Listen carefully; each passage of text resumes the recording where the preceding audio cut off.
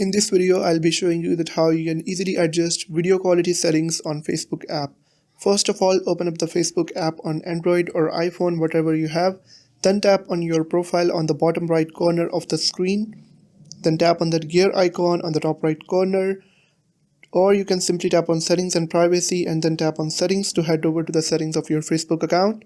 Now scroll down all the way, and in this tab you would be able to find an option of media. Tap on media. Now, there are some things that you would have to check out, like if this video quality option is set to data saver, potentially it would try to save your data, and it would definitely lower the quality of the videos that you are playing on Facebook or you're watching.